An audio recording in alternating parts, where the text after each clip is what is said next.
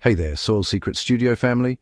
If you've been waiting months for your compost pile to transform into that black gold we all crave, I've got something that's going to completely change your gardening game. Today, we're exploring a method that takes cardboard, yes, that seemingly stubborn material cluttering your recycling bin, and turns it into rich, fertile compost in a fraction of the usual time. This isn't your grandmother's compost pile. We're talking hyper-speed decomposition using a fermentation secret that most gardeners have never heard of. Let's address the elephant in the garden shed. Traditional composting wisdom tells us that cardboard is a slow decomposer, often taking 6 months to a year to break down properly. Throw it in your regular compost pile and you'll find those brown sheets stubbornly intact long after everything else has transformed. The problem isn't cardboard itself, it's how we've been using it. Cardboard contains high levels of lignin, a complex organic polymer that gives plant cell walls their rigid structure. Without the right microbial allies, this lignin acts like a fortress, protecting the cellulose fibers from breaking down. But here's where things get exciting. Cardboard's fibrous, high surface area structure is actually a hidden advantage. When shredded into smaller pieces, it becomes an incredible absorption matrix, capable of soaking up liquids and microorganisms like a sponge. This cellulose framework, once unlocked, transforms into one of the most effective carbon-rich base materials for rapid composting. The key is introducing the right microbial workforce to dismantle those lignin barriers. And that's exactly what our fermentation method accomplishes. The game-changing ingredient in our hyperspeed method is something called bokashi bran, a mixture of wheat bran inoculated with effective microorganisms. These aren't your ordinary compost bacteria. We're talking about specialized microbes including specific strains of lactic acid bacteria, yeast, and photosynthetic bacteria that thrive in oxygen-free environments. When these microorganisms encounter cardboard in an anaerobic setting, they begin a process called anaerobic fermentation, essentially pickling your organic waste and cardboard together. Think of this fermentation brew as a pre-digestion system. These microbes produce enzymes and organic acids that start breaking down the complex lignin structures in cardboard, while simultaneously fermenting food waste that would normally be excluded from traditional compost piles. The beauty of this approach is that the microorganisms work incredibly fast in their oxygen-free environment, transforming materials in days rather than months. The fermentation process also produces a nutrient-rich liquid byproduct called bokashi tea, which serves as an incredibly potent liquid fertilizer for your garden. Creating your fermentation setup is remarkably straightforward. You'll need an airtight bucket with a drainage spigot at the bottom, bokashi bran, and your shredded cardboard. The anaerobic environment is crucial. Any oxygen exposure will shift the microbial community toward decomposition bacteria that produce foul odors rather than the pleasant sweet-sour smell of successful fermentation.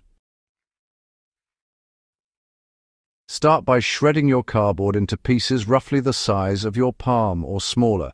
Avoid glossy or heavily printed cardboard, sticking with plain brown corrugated material whenever possible.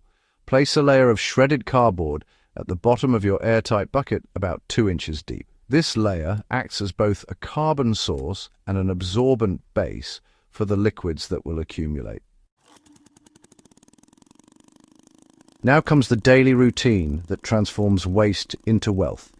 Each day, add your food scraps to the bucket, and here's where this method truly shines.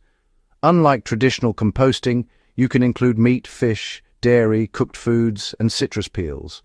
For every inch of food waste you add, sprinkle approximately 2 tablespoons of bokashi bran over the top.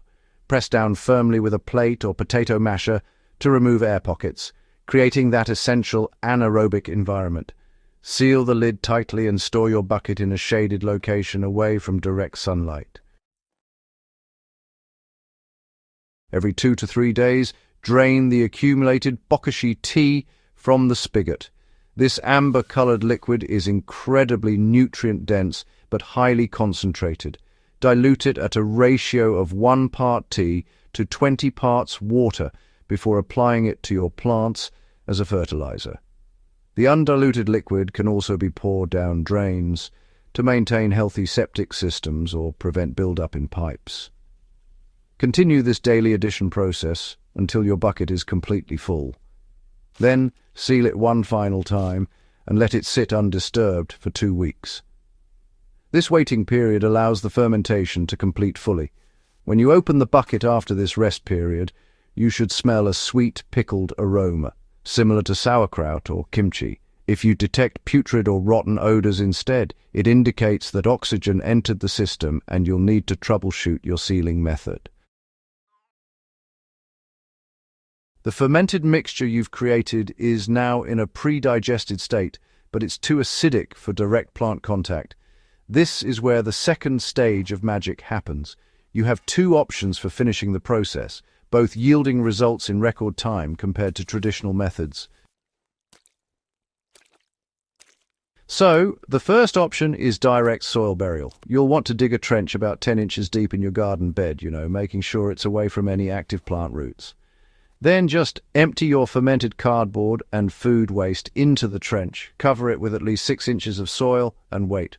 Within 2 to 4 weeks, the material will have integrated completely into the surrounding soil, transformed into rich humus. The fermentation has already broken down the tough linin structures and complex proteins, which means soil microbes can quickly complete the final decomposition stage. The second option involves adding your fermented mixture to an active aerobic compost pile. The pre-digested material integrates seamlessly with other composting materials and, honestly, accelerates the overall decomposition process. Because the difficult work of breaking down tough fibers has already occurred, your finished compost will be ready in weeks rather than the typical 3 to 6 months. The finished product from this method is nothing short of remarkable. The texture is crumbly and rich, with a deep earthy aroma that signals biological vitality. When you incorporate this compost into your garden beds, you're adding not just nutrients but a thriving community of beneficial microorganisms that continue to support plant health and soil structure. This fermentation method isn't limited to cardboard either. Once you've mastered the basic technique, you can apply the same principles to other challenging materials like woody prunings, sawdust, and thick plant stems that would normally languish in traditional compost piles. The key is always maintaining that anaerobic environment and ensuring adequate contact between your organic materials and the bokashi bran. The results speak for themselves. Gardeners who adopt this method report dramatic improvements in soil structure, increased earthworm populations, and noticeably healthier, more productive plants. You're not just composting, you're cultivating a living soil ecosystem that works harder for your garden with every growing season. Ready to start your own cardboard compost revolution? Give this method a try and watch those supposedly stubborn materials transform before your eyes. If you found this guide valuable, hit that subscribe button and share this video with fellow gardeners who are ready to unlock the true potential of their organic waste. Let's build healthier gardens together, one fermented bucket at a time.